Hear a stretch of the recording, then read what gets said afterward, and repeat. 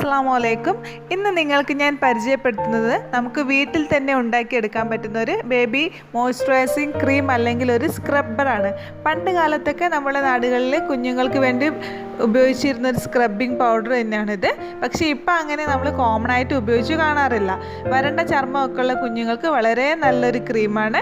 ഇതിന് മെയിനായിട്ട് വേണ്ടത് തേങ്ങാപ്പിണ്ണാക്കാണ്. തേങ്ങാപ്പിണ്ണാക്ക് എന്ന് പറഞ്ഞാൽ തേങ്ങയിൽ നിന്ന് വെളിച്ചെണ്ണ എക്സ്ട്രാക്ട് ചെയ്തതിന് ശേഷം വരുന്ന അതിൻ്റെ ചണ്ടി അല്ലെങ്കിൽ വേസ്റ്റ് പ്രൊഡക്റ്റാണ് തേങ്ങാപ്പിണ്ണാക്ക് എന്ന് പറയുന്നത്. ഇത് നിങ്ങൾക്ക് വീടുകളിൽ ഇല്ലെങ്കിൽ തൊട്ടടുത്തുള്ള കൊപ്ര ആട്ടുന്ന മില്ലുകളിൽ പോയാൽ ചെറിയ വിലക്ക് ഇത് വാങ്ങിക്കാനായിട്ട് സാധിക്കും. ഇതെങ്ങനെയാണ് ഉണ്ടാക്കുന്നത് നോക്കാം. ഞാനിവിടെ എടുത്തിരിക്കുന്നത് 2 കപ്പ് തേങ്ങാപ്പിണ്ണാക്കാണ്. ഇതിനെ നമുക്ക് ചെറിയ ചെറിയ കഷ്ണങ്ങൾ നമ്മൾ കൈകൊണ്ട് തന്നെ ഇങ്ങനെ പൊടിച്ചിട്ട് ചെറിയ ചെറിയ കഷ്ണങ്ങളാക്കിയിട്ട് ഒരു മിക്സിയുടെ ജാറിലിട്ടിട്ട് നന്നായിട്ട് പൊടിച്ചെടുക്കാം. നമ്മളിങ്ങനെ ചെറിയ ചെറിയ കഷ്ണങ്ങളാക്കിയിടുമ്പം പെട്ടെന്ന് പൊടിഞ്ഞ് കിട്ടാനും മിക്സി ഒരുപാട് തവണ കറങ്ങുന്നത് മൂലമുള്ള ചൂട് ഒഴിവാക്കാനും സാധിക്കും. ഒരുപാട് പൊടിയേണ്ട ആവശ്യമില്ല. ചെറിയൊരു തരിതരിപ്പ് പോലുള്ള ഫോമിൽ പൊടിച്ചെടുത്താൽ മതി.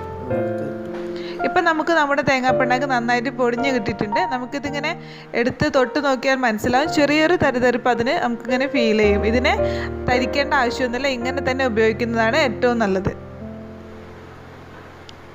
നമുക്ക് ഈ പൗഡറിനെ ഇങ്ങനെ ഒരു എയർ ടൈറ്റ് കണ്ടെയ്നറിൽ സ്റ്റോർ ചെയ്ത് വെക്കാം. കാരണം എറുമ്പൊന്നും കയറാതിരിക്കാൻ വേണ്ടിയിട്ടാണ്. നമുക്കിതിനെ എങ്ങനെ പ്രിപ്പയർ ചെയ്യുന്നത് നോക്കാം കുഞ്ഞുങ്ങൾക്ക് വേണ്ടിയിട്ട്. അതിനായിട്ട് ആദ്യം നമ്മൾ ഒരു ബൗളിലേക്ക് 2 ടേബിൾ സ്പൂൺ ഈ പിണ്ണാക്കിൻ്റെ പൗഡർ എടുക്കാം. ഇപ്പം ഞാനിവിടെ 2 ടേബിൾ സ്പൂൺ പൗഡറാണ് എടുത്തിരിക്കുന്നത്. അതിലേക്ക് നമുക്കൊരു 4 ടേബിൾ സ്പൂൺ വെള്ളം ആഡ് ചെയ്യാം. വെള്ളം ആഡ് ചെയ്തിട്ട് നന്നായിട്ട് മിക്സ് ചെയ്ത് കൊടുക്കുക. തേങ്ങാപ്പിണ്ണാക്ക് എന്ന് പറഞ്ഞാൽ പ്രത്യേകത എന്താണെന്ന് വെച്ചാൽ അതിൽ പെട്ടെന്ന് വെള്ളം ഇങ്ങനെ അബ്സോർബായി പോവും.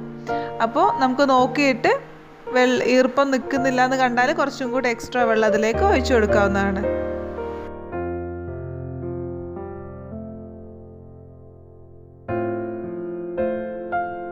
നമ്മളിപ്പോൾ 4 ടേബിൾ സ്പൂൺ വെള്ളം ഒഴിച്ച് കഴിഞ്ഞു.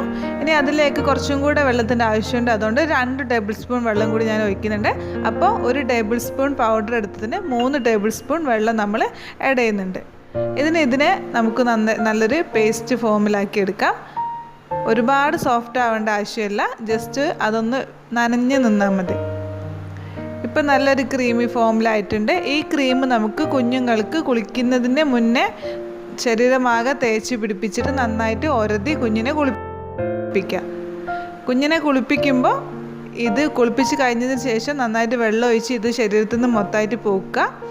ഇപ്പോൾ സോപ്പിന് പകരമായിട്ടാണ് നമ്മൾ ഈ ക്രീമിനെ അപ്ലൈ ചെയ്യുന്നത്. അതുകൊണ്ട് തന്നെ ഈ ക്രീം അപ്ലൈ ചെയ്തതിന് ശേഷം പിന്നീട് സോപ്പ് ഉപയോഗിച്ച് കുളിപ്പിക്കേണ്ട ആവശ്യമില്ല. അങ്ങനെ കുളിപ്പിക്കുകയാണെങ്കിൽ കുഞ്ഞിന് ഇതിൻ്റെ എഫക്റ്റ് ഇല്ലാതാവുകയാണ് ചെയ്യുന്നത്. ഏതുതരം ചർമ്മമുള്ള കുഞ്ഞുങ്ങളാണെങ്കിൽ നമുക്ക് ഈ ക്രീം അപ്ലൈ ചെയ്ത് കൊടുക്കാവുന്നതാണ്. വരണ്ട ചർമ്മമുള്ള കുട്ടിയാണെങ്കിൽ അവർക്ക് കുറച്ചും കൂടി ഇത് ഉപകാരപ്രദമായിരിക്കും. കാരണം ഏത് ബേബി സോഫ്റ്റ് സോപ്പാണെങ്കിൽ കൂടി അത് ചെറിയ രീതിയിലെങ്കിലും കുഞ്ഞിൻ്റെ സ്കിന്നിനെ വരണ്ടതാക്കുന്നുണ്ട്. അപ്പോൾ ഇന്നത്തെ വീഡിയോ നിങ്ങൾക്ക് ഏവർക്കും ഇഷ്ടപ്പെട്ടിട്ടുണ്ടാവും വിചാരിക്കുന്നു. ഈ ക്രീം ഉപയോഗിച്ചിട്ടില്ലാത്തവരാണെങ്കിൽ ഒന്ന് ഉപയോഗിച്ച് നോക്കുക. നിങ്ങളുടെ ഫീഡ്ബാക്കൊക്കെ കമൻ്റായിട്ട് അറിയിക്കുക. നിങ്ങൾക്ക് വീഡിയോ ഇഷ്ടപ്പെട്ടിട്ടുണ്ടെങ്കിൽ വീഡിയോ ഒന്ന് ലൈക്ക് ചെയ്യുക. നിങ്ങളുടെ സുഹൃത്തുക്കളിലേക്കും ആവശ്യമുള്ളവരിലേക്കൊക്കെ ഈ വീഡിയോ എത്തിക്കാനായിട്ട് എൻ്റെ വീഡിയോ ഒന്ന് ഷെയർ ചെയ്യണേ.